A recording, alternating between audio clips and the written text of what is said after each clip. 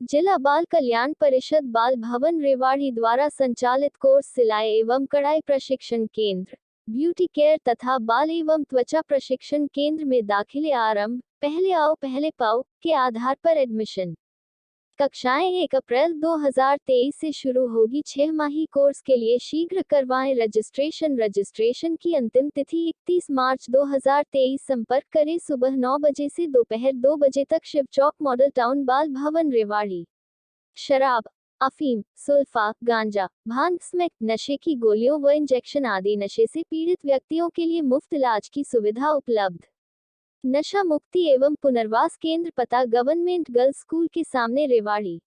किसान महापंचायत में दिल्ली कूच के लिए रेवाड़ी के किसानों ने की तैयारी। किसान भवन में बैठक कर दिल्ली जाने की रणनीति तैयार की। कहा, एसकेएम के आह्वान पर रामलीला मैदान में 20 मार्च को होने वाली किसान महापंचायत में रेवाड़ी से सैकड़ों की संख्या में पहुंचेंगे किसान। भारतीय किसान यूनियन चधुनी संगठन ने बैठक से दूरी बनाई। संयुक्त किसान मोर्चा के आह्वान पर दिल्ली के रामलीला मैदान में 20 मार्च को होने वाली महापंचायत में रेवाड़ी जिले से सैकड़ों किसान भाग लेंगे। यूनियन के महासचिव रामकिशन महिलावत ने आज रेवाड़ी के किसान भवन में बैठक कर जानकारी दी।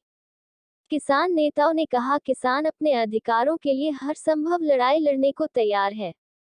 संयुक्त किसान मोर्चा के महासचिव रामकिशन महिलावत ने बताया कि पिछले 1.5 वर्षों से किसान अपने अधिकारों की मांग कर रहा है, लेकिन मौजूदा सरकार उसे बरगलाने में लगी हुई है। लेकिन दिल्ली में होने वाली महापंचायत में वह अपने अधिकारों की आवाज को बुलंद करेंगे।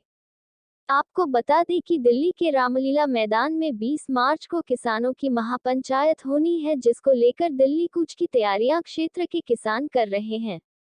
वही देखने वाली बात ये रही कि संयुक्त किसान मोर्चा की बैठक से भारतीय किसान यूनियन चधुनी संगठन ने दूरी बनाई। चधुनी संगठन के नेता और कार्यकर्ता किसान भवन तो पहुंचे, लेकिन बैठक में शामिल नहीं हुए और मीडिया के सवालों से भी दूरी बनाए रखी। नहीं चलेगी, नहीं चलेगी, नहीं चलेगी, वादा खिलाफी नहीं चलेगी, नहीं चलेगी, नहीं चलेगी। एकता जिंदाबाद, किसान एकता जिंदाबाद, वादा खिलाफी नहीं चलेगी, नहीं चलेगी, नहीं चलेगी, वादा खिलाफी नहीं चलेगी, नहीं चलेगी, नहीं चलेगी। अभी और लड़ाई है, अभी तो ये अंगड़ाई है, आगे और लड़ाई है। कौन बनाता हिंदुस्तान? भारत का मजदूर किसान। कौन बनाता हिंदुस्तान? भारत का मजदूर। एकता जिंदाबाद, किसान एकता जिंदाबाद, संयुक्त किसान मोर्चा जिंदाबाद, संयुक्त किसान मोर्चा जिंदाबाद। अभय सिंह नाम है जी मेरा। जी बताइए, कैसे क्या रहेगा पूरा जो प्रोग्राम है और क्या कुछ मुख्य मांगे हैं? देखिए, ये तो आप देख ही रहे थे कि पीछे भी 13 महीने कैसा प्रोग्राम रहा था, और इस दफ़ा उससे भी बेहतर प्रोग्राम होगा। रणनीति पूरी तैयार की जाएगी। वो तो नया नया काम था, उस टाइम हमें इतना वो नहीं था आभास, और अब हमने अपनी पूरी रणनीति इस तरह की बना ली है कि उस आंदोलन से ज़बरदस्त आंदोलन होगा और सरकार को झुका कर छोड़ेंगे। और ये किसान की बातें करते हैं कि हमने किसानों को वो किया, इनको शर्म आनी चाहिए कि आज किसान की आमदन इनके आंकड़ों के अनुसार इस देश में 14,873 भिखारी है, जिनकी आमदन 29,000 करोड़ रुपए है, और उनकी एक आदमी की आमदन महीने की 4,000 है, और किसान की 27 रुपये रोज की आमदन है। वो उस भिखारी से भी नीचे आमदन कर रहा है। ठीक है, वो भैंस पाल के या दूसरे साइड काम करके अपना गुजारा कर रहा है। इनको शर्म आनी चाहिए। 1 रुपये किलो जो प्याज बिक रही है, अभी नासिक में जो आपने देखा, आलू 2 रुपये किलो बिक रहे हैं। उनका खर्चा तो पूछो कि इन पर आया कितना खर्चा 50,000 आता है, उसमें उसकी लड़ाई गुड़ाई का पैसा नहीं मिलता, बाकी किसान अपने घर से बढ़ता है। इनकी एमएसपी के वजह से, जो 2007 में इन्होंने एमएसपी लागू की थी ना, उसकी वजह से किसान को 35 लाख करोड़ रुपए का नुकसान हो चुका है आज तक। सरकार तो इनसे कर्जा मांगती, किसानों से, किसान ही इनसे कर्जा मांगता है। 45 लाख करोड़ रुपए का कर्जा सरकार ने इनका ले रखा है, क्योंकि इनका रेट नहीं दिया, उचित भाव नहीं दिया। तो किसान तो बहुत दुखी होकर के, वरना किसान तो अपने खेत में ही फुर्सत नहीं लगती, पशुओं से फुर्सत नहीं लगती, कहाँ इन सड़कों पर आने की फुर्सत है। लेकिन मजबूरी में जब इसके कंठ को दबाया जाता है ना, और जब ये लास्ट स्टेप आ जाता है, जब ये कदम उठाता है, और जब कदम भी उठा लेता है तो फिर ये पीछे भी नहीं हटता, ये फिर अपनी जी जान की बाजी भी लगा देता है।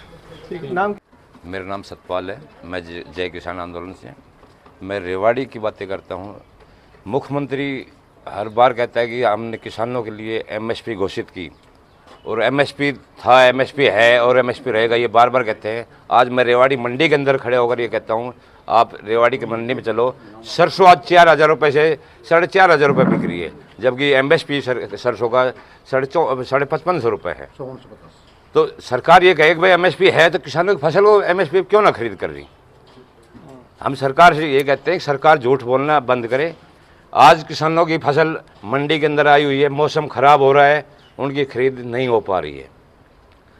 यही एक वो है कि सरकार अपनी खरीद चालू करे और एमएसपी पर किसानों की खरीद चालू करे। जो लूट हो रही है किसानों की, उसको बंद करे। ये जी, अनाज मंडी प्रधान जी, क्या है आज का मुद्दा?